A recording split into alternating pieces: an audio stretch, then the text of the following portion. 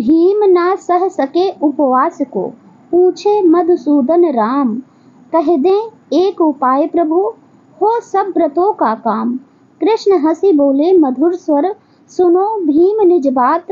निर्जला जो व्रत करे, पावे हरि का साथ। इसका अर्थ है, भीमसेन ने श्री कृष्ण जी से कहा, हे प्रभु, मैं उपवास सहन नहीं कर सकता, कोई ऐसा उपाय बतलाइए जिससे सभी व्रतों का पुण्य मुझे एक बार में मिल जाए। श्री कृष्ण ने हंसते हुए कहा, भीम निर्जला एकादशी का व्रत कर लो। यही एक व्रत है जो सभी एकादशियों का फल दे देता है और हरि तुम्हारे साथ होंगे। राधे राधे दोस्तों, आपके अपने चैनल राधे श्याम में आपका बहुत बहुत स्वागत है। तो दोस्तों, आज मैं आपको निर्जला एकादशी का एक ऐसा उपाय बताने जा रही हूँ जिससे आपको भूख प्यास बिल्कुल भी नहीं लगेगी। लेकिन उससे पहले सुनिए इस व्रत का एक अद्भुत प्रसंग जो खुद भीमसेन से जुड़ा है। भीमसेन पांडवों में से सबसे बलवान थे, लेकिन उनकी जठराग्नि इतनी तीव्र थी कि वो व्रत नहीं कर पाते थे। कई एकादशियां निकल जाती थीं। सभी एकादशियों में उनके भाई व्रत रखते थे, माता कुंती व्रत रखती थी, द्रौपदी जी व्रत रखती थी, लेकिन भीमसेन व्रत नहीं रख पाते थे। तो उन्हें बड़ी चिंता होती थी कि सभी लोग व्रत रख रहे हैं, इनका सबका तो उद्धार हो जाएगा, लेकिन मेरा क्या होगा। इस तरह से उन्हें चिंता होती थी। तब उन्होंने भगवान श्री कृष्ण से पूछा कि हे कृष्ण, मैं भूखा नहीं रह सकता, मैं कोई व्रत नहीं कर सकता, क्या कोई ऐसा उपाय है जिससे मैं सभी एकादशियों का फल एक ही बार में प्राप्त कर लूं। तब श्री कृष्ण ने मुस्कुराकर कहा, हे भीम, अगर तुम साल भर की एकादशियों का पुण्य एक साथ चाहते हो तो ज्येष्ठ शुक्ल पक्ष की एकादशी निर्जला एकादशी का व्रत करो। इस दिन जल तक न लो और श्रद्धा से उपवास करो, तब तुम्हें वर्ष की सारी एकादशियों का फल प्राप्त होगा। तब भीमसेन ने निर्जला व्रत किया और कहा जाता है कि उन्हें 10,000 हाथियों का बल प्राप्त हुआ और तभी से यह एकादशी भीमसेनी एकादशी भी कही जाती है। अब बात आती है कि यह व्रत आसान नहीं है, महान तो बहुत बड़ी है। यानी पूरे एक साल की एकादशियों का फल यह अकेले ही दे देती है, लेकिन इसमें कठिन तपस्या भी करना होता है। ना हम पानी पीते हैं, ना अन्न हम ग्रहण करते हैं, और ऊपर से गर्मी का मौसम, बहुत ही ज़्यादा गर्मी पड़ रही है। इसी समय इस व्रत को हमें धारण करना होता है। तो ऐसे में हम क्या करें जिससे यह व्रत भी सफल हो जाए और शरीर को भी कोई कष्ट ना हो। तो आज मैं आपको बताने जा रही हूँ एक रामबाण उपाय, जो मैं खुद 10वीं की रात करती हूँ, जिससे मुझे निर्जला एकादशी के दिन भूख भी नहीं लगती और प्यास भी नहीं लगती। तो वीडियो को पूरा जरूर देखें और ध्यान से सुनें। तो सबसे पहली बात, व्रत की तैयारी व्रत से एक दिन पहले शुरू हो जाती है। 10वीं की शाम को जो भोजन हम करते हैं वही अगले दिन की तृप्ति तय करता है।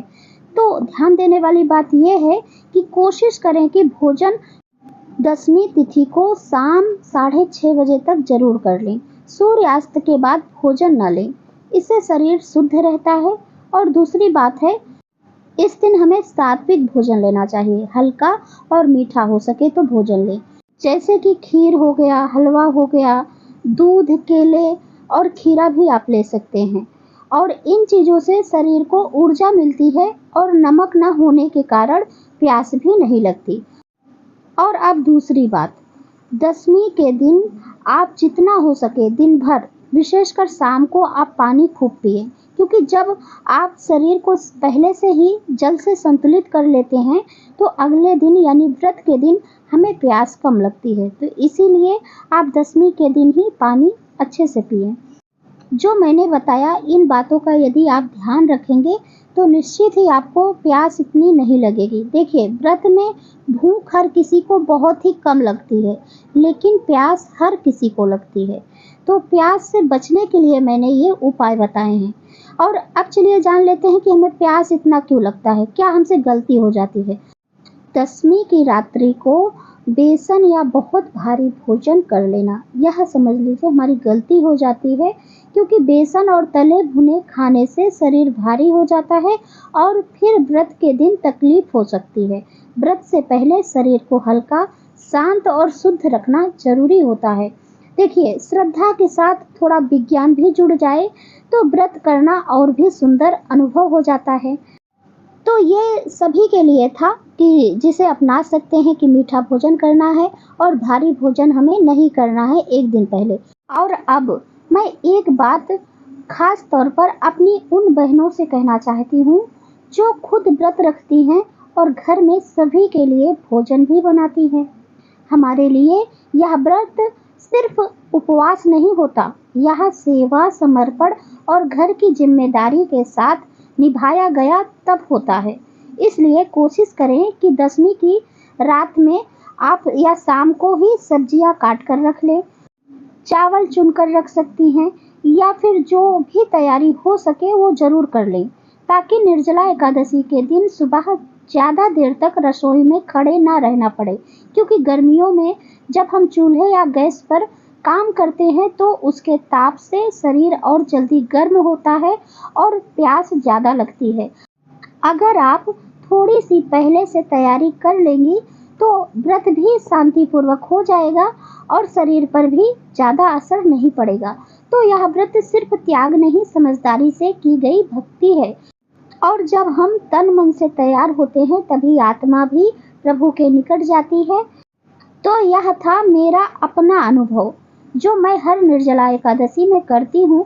आपको यह बात कैसी लगी मुझे ज़रूर कमेंट में बताइएगा, और अगर आप पहले से ही ऐसा कुछ करती हैं तो वो भी ज़रूर बताइए, ताकि और बहनों को भी इससे प्रेरणा और मदद मिल सके। और ये थी आज की वीडियो। यदि यह वीडियो आपको अच्छी लगी हो तो लाइक भी ज़रूर करें और इस चैनल को भी सब्सक्राइब ज़रूर कर लें, क्योंकि इसी तरह के भक्ति से जुड़ी हुई वीडियो आपको इस चैनल पर मिलेगी। अब मैं मिलती हूँ आपसे अगले वीडियो में, तब तक के लिए राधे राधे, जय श्री कृष्ण।